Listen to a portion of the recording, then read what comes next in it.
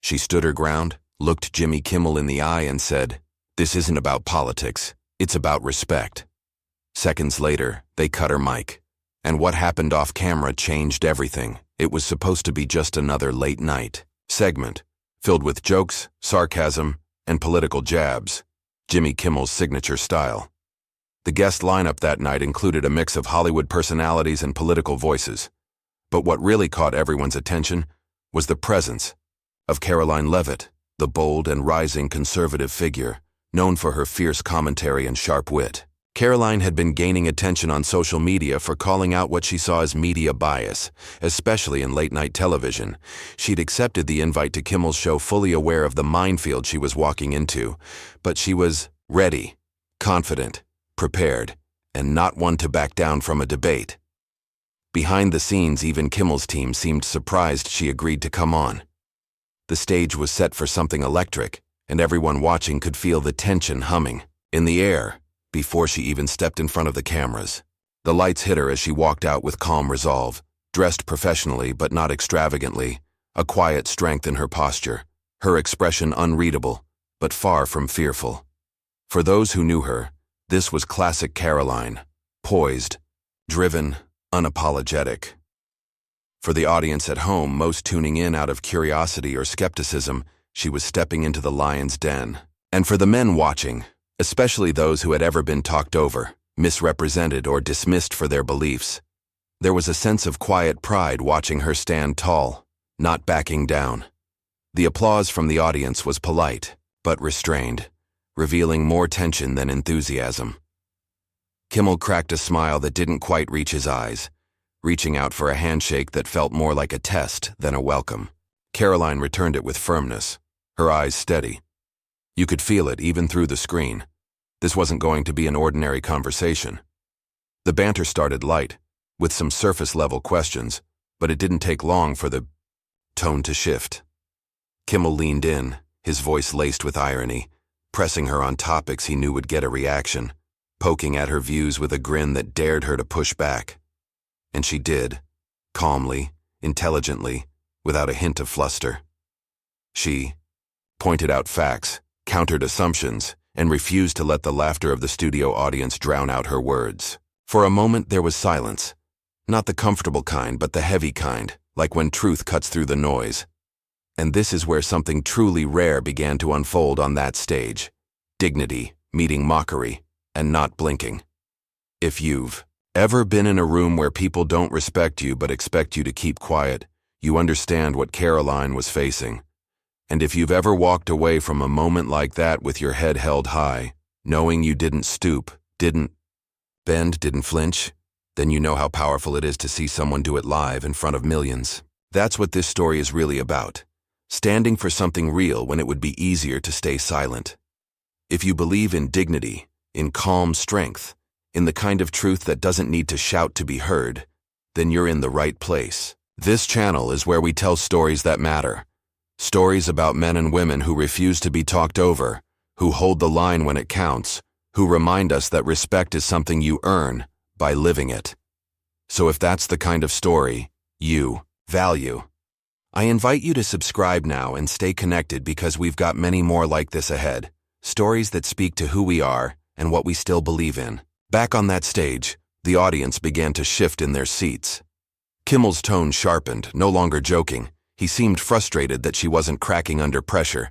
Then he pulled up an out-of-context clip of Karoline from a previous interview, portraying her words in a way that wasn't just misleading, it was outright dishonest.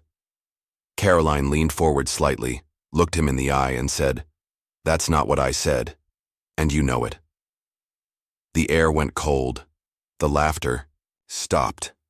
Kimmel tried to move on, but she didn't let him. She calmly called out the tactic for what it was, saying, "You invited me here to talk, but what you really want is to twist my words so your audience laughs. That's not a conversation. That's a setup."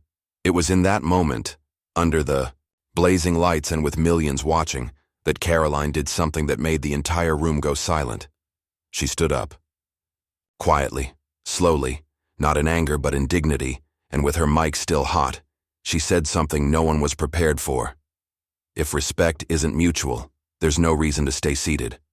And with that, She turned and walked off the stage, leaving the host, the audience, and the country with a moment no one could stop replaying. But what happened in the next 5 minutes? When the cameras cut, when the producers ran backstage, when Karoline was confronted by someone no one expected, is the part of the story that will shake you to your core. From the moment Karoline walked onto the stage, there was an edge in the atmosphere. The audience gave a polite but noticeably cool applause, and Kimmel greeted her with a smirk that hinted at the mischief to come. At first glance, it might have seemed like the usual late-night banter, the host poking fun, the guest smiling through it, and the crowd laughing on cue. But for anyone paying closer attention, something felt off from the beginning.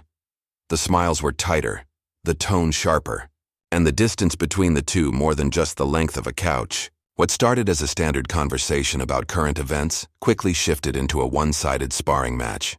Kimmel leaned into his irreverent persona, throwing out jabs disguised as jokes, knowing full well his audience would back him. Each time Karoline began to respond with a thoughtful answer, she was cut off by another punchline, each one drawing laughter that wasn't about humor. It was about control. It wasn't a dialogue. It was a performance. And Karoline wasn't playing along. She sat still, her hands folded neatly in her lap, answering with precision, never raising her voice, never taking the bait, even as the interruptions piled up. There was strength in her calm, but also something deeper. Something that spoke to every man watching who'd ever been talked down to in a room that wasn't built for him. Every man who'd had to grit his teeth while someone else turned serious. Conviction into a punchline for a cheap laugh. Karoline wasn't just sitting on that stage for herself. She was sitting there for everyone who's been misrepresented, misunderstood, or mocked for daring to speak the truth as they see it. And then, just when it seemed like things might settle into some kind of rhythm, the air in the room shifted again. Kimmel, with a smug grin and a wave of his hand, gestured to the large screen behind them. "Let's take a look at what you said last month," he said, the kind of sentence that never bodes well on live TV. A clip began to roll, but it wasn't the full interview. It was a cherry-picked, heavily edited snippet, paired with a graphic that twisted Karoline's words beyond recognition. It painted her as something she wasn't: callous, extreme, even cruel. The crowd gasped, then laughed, laughing not at a joke, but at a caricature. But Karoline didn't flinch. She turned to Kimmel, eyes locked, and said in a voice clear and steady, "That's not accurate, and you know it." You could feel the weight of her words ripple through the studio. The laughter thinned. The tension spiked. There was a pause, brief but heavy, where even the camera didn't know where to focus. Some audience members clapped almost uncertainly. Others booed. Kimmel, caught off guard, tried to laugh it off. "Come on, lighten up," he said. But Karoline wasn't smiling. She didn't come to play a part. She came to tell the truth. And in that moment, the truth was being buried under applause signs and studio lighting. The next few minutes were hard to watch. Kimmel pressed harder, digging into Karoline's past, quoting headlines instead of facts, using sarcasm to dismiss her answers before she could finish them. At one point, he leaned back in his chair and said, "You don't really believe half the stuff you say, do you?" The room chuckled, but it wasn't humor. It was something uglier. Karoline paused. She looked at the audience, not Kimmel, and spoke in a tone that cut through the noise. "I believe in respect. I believe people should be able to disagree without being mocked. I came here to have a conversation, not be used as a punchline." For a moment, it was dead silent. You could hear someone cough in the back row. And then, as if on cue, Kimmel tried to steer things back with a joke, only this time it didn't land. The audience didn't laugh. Maybe they were starting to see what was really happening. But the damage was done. The segment had become a spectacle.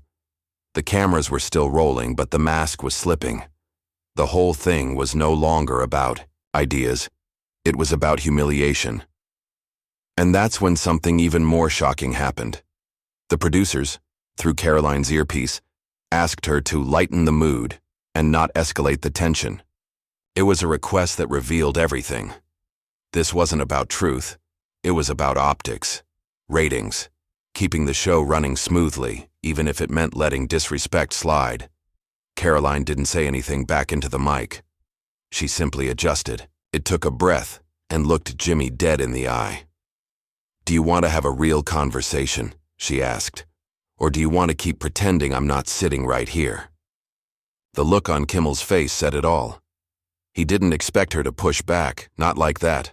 Not on live TV, not without losing her cool. The tension now wasn't just about politics, it was about power. Who controlled the narrative? Who had the mic? Who got to speak without being reduced to a caricature? And as Karoline sat there, refusing to be silenced or reshaped into something easier to ridicule, something remarkable was happening. The crowd, slowly, was dividing, not by party or belief, but by something more human. Some sat in awkward silence, unsure how to react. Others nodded quietly. You could see in their faces the recognition, the empathy. They knew that look. They'd worn it. Maybe in a boardroom, maybe in court, maybe at a family table where no one listened anymore. And just as Karoline began to regain control of the conversation, just as it seemed she might turn the tide, Kimmel glanced off stage and gave a quick hand signal. Within seconds, a producer's voice cut into Karoline's earpiece again. This time more stern. "We're wrapping now. Don't go off script." She blinked. The studio lights seemed to dim just slightly, the illusion breaking. She turned back toward Kimmel, whose smile had returned, but it was thinner now, almost forced.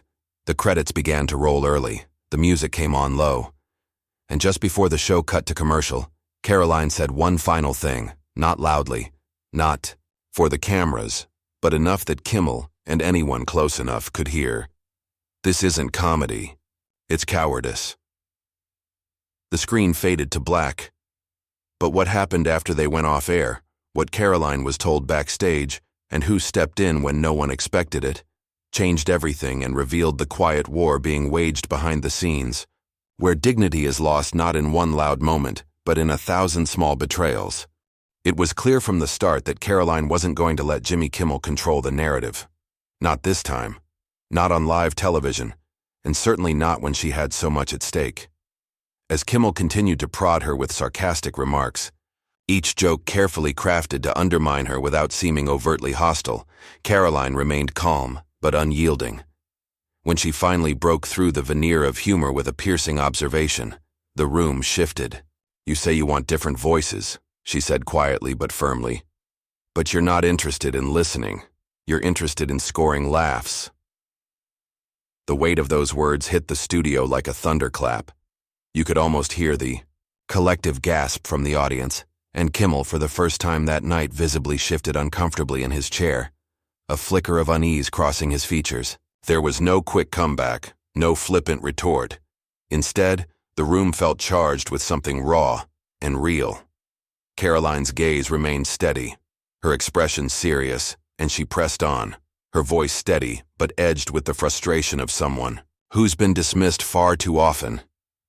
"You know," she said slowly, "this isn't about politics anymore. It's about respect. And if you can't show that to your guests, then maybe you shouldn't invite them."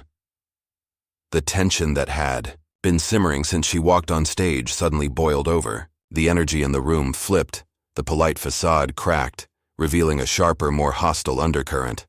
Off camera, producers scrambled, their faces tense as they communicated hurriedly over headsets.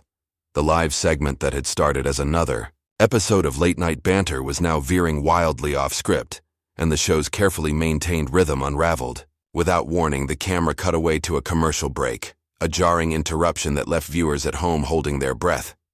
But the drama was far from over. When the cameras came back, the chair Karoline had occupied was empty. She was nowhere to be seen, and the usual late-night energy was replaced by an awkward silence, as if the entire studio was collectively holding its breath, uncertain of what had just happened.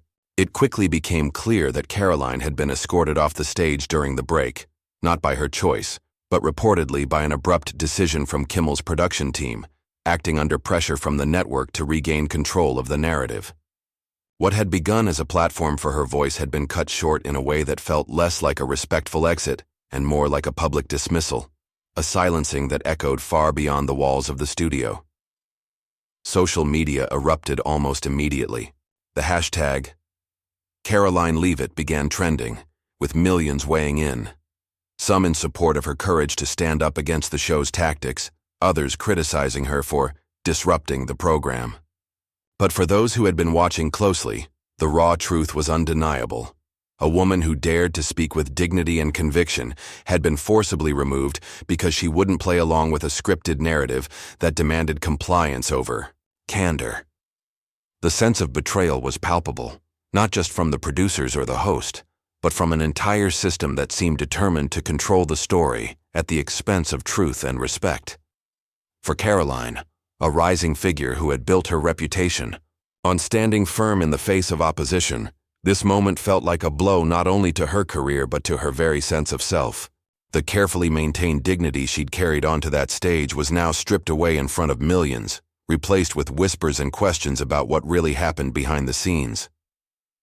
The emotional weight of the situation settled in deeply, especially for the mature men watching, men who understood the sting of losing control over their own story, who had felt the quiet erosion of respect in their own lives, whether at work, in their communities, or even at home.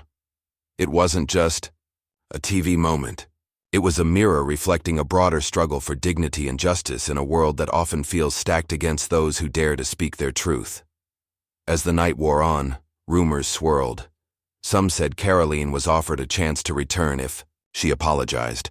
Others whispered about behind-the-scenes pressure to keep her off future shows entirely. But what no one could deny was the raw, gut-wrenching reality of what had just played out. A public, unceremonious ejection that shattered more than just a late-night segment. And then, just when it seemed the story had reached its lowest point, a private message reached Karoline backstage. Words that would change everything, shaking loose secrets and alliances no one saw coming. The camera might have stopped rolling, but the real story was just beginning, and it was about to reveal a truth far darker and more personal than anyone expected. What happened next no one expected, and that's where the story took a turn that transformed Karoline Leavitt from a silenced guest into a symbol of resilience and dignity.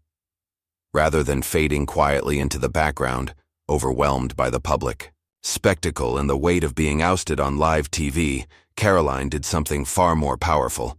She took control of her narrative in a way that spoke directly to the values many mature Americans hold dear: personal strength, justice, and standing up for what's right even when the odds are stacked against you. With calm determination, she turned to social media, not to lash out or vent anger, but to offer a clear, honest account of what had really happened behind the scenes. In a short, composed video message, she addressed her audience with a tone that was both firm and compassionate. "I was invited to speak, not to be ridiculed," she said, her eyes steady and voice unwavering. "I stood my ground not for myself but for everyone who's ever been silenced or laughed at just for thinking differently." The simplicity and raw truth of her words struck a deep chord. It wasn't just political posturing or a calculated comeback. It was a statement of human dignity in a world that too often dismisses voices that challenge the status quo. Overnight, the video spread like wildfire, racking up millions of views and resonating far beyond her usual supporters. Messages of encouragement flooded in from all corners of the political spectrum, people who might disagree with her views but respected the courage and grace with which she had faced humiliation and refused to back down. Even some of her harshest critics found themselves acknowledging something rare and valuable in Karoline's response: an unwavering commitment to truth and respect under pressure. Meanwhile, the media storm grew. News outlets big and small picked up the story, framing it not as just a late-night TV mishap, but as a reflection of deeper cultural tensions about free speech, respect for differing opinions, and the power dynamics at play in public discourse. The narrative had shifted. No longer was Karoline just the guest who got kicked off the show. She was becoming a figure who highlighted the very issues millions of Americans wrestled with daily: the fight for fairness, dignity, and a place at the table where their voices could be heard without fear of mockery or dismissal. Behind the scenes, Jimmy Kimmel's production team released a brief, carefully worded statement, expressing regret over how the segment had unfolded. They said they wished the conversation had been more respectful and that they valued diverse viewpoints. But for many, it was too little. Too late. The damage to their image had been done, and the public had already made up its mind about what this incident represented. It wasn't simply a blunder, it was a cultural moment that captured a larger conversation about respect and justice in an era of division and distrust. What made this turning point especially striking was how it revealed the unexpected strength that can emerge when someone refuses to be diminished by public humiliation. Karoline's choice to share her truth, calmly and with dignity, flipped the script on a situation designed to break her down. It was a reminder that personal integrity and courage can still move mountains, even in the glare of national scrutiny. For men watching, particularly those who had lived through their own struggles with respect and dignity in workplaces, families, and communities, Karoline's story offered something deeply familiar and deeply inspiring. The reminder that standing up for oneself is never just about one person. It's about defending a principle bigger than any one moment, a principle that echoes through every experience where justice and fairness have felt out of reach. But as powerful as her social media response was, the story was far from over. Behind the scenes, Karoline was preparing for what many would later call the most important chapter of this ordeal, a chapter that would expose truths no one expected and challenge the very forces that had tried to silence her. The momentum she'd gained was just the beginning, and the next revelation would change everything again, leaving viewers stunned and eager to see how far this fight for dignity would go. In the days that followed, Karoline's profile didn't just recover, it soared in a way few could have predicted, proving that standing firm with integrity and respect can turn even the harshest setbacks into powerful comebacks. Invitations poured in from news programs, podcasts, and talk shows that had previously overlooked her voice, not because she'd won a debate in the conventional sense, but because she had reminded a weary public of something desperately missing in today's discourse: the courage to stand one's ground without losing dignity, to speak truth calmly when the world often demands shouting, and to refuse the easy path of bitterness or blame. Karoline didn't cast herself as a victim or lash out at those who'd tried to silence her. Instead, she simply told her story, with clarity and grace, and in doing so, she reached across the divide and connected with people on a deeply human level. Her fiery appearance on Jimmy Kimmel, meant to rattle and diminish her, became a defining turning point, not just for her own public career, but for the larger conversation about respect, fairness, and authentic dialogue that so many American men, especially those in the 50 to 65 age group, understand all too well. In a time when so much of public discourse feels like a shouting match, and real conversation is often drowned out by sarcasm and division, Karoline Leavitt's story stands out as a testament to the quiet strength it takes to hold your head high when you're being pushed out. She walked off that stage not defeated but dignified, carrying with her something far more valuable than headlines or social media trends: a renewed sense of respect, and a reminder that standing tall in the face of adversity is a legacy worth fighting for. Whether you agree with her politics or not, her journey invites us all to reflect on how we treat those who challenge us, how we listen to voices we don't expect, and how sometimes the greatest victory lies not in silencing others, but in refusing to be silenced yourself. And in that quiet, powerful truth, Karoline's story leaves us with a lasting question to carry forward.